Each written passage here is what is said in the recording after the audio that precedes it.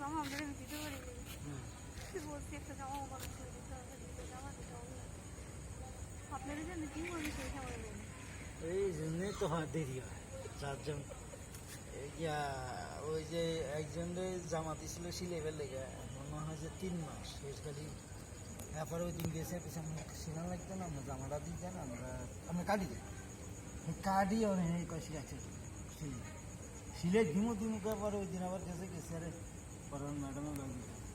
আপনার কমিটমেন্ট ঠিক নেই আপনার কাস্টমার কেমনে আমি দেখেছি